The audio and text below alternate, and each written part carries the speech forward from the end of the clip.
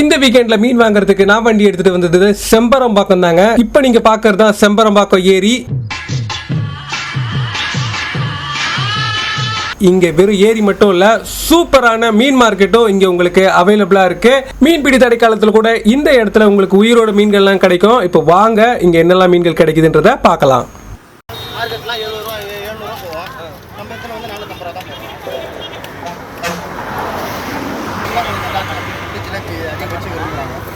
இப்போ நீங்க பாக்குற இந்த ஜிலேபி கிலோ 100 rupees தாங்க. உங்களுக்கு 3/4 கிலோலயே மீன் எல்லாமே உங்களுக்கு அவைலபிளா இருக்கு.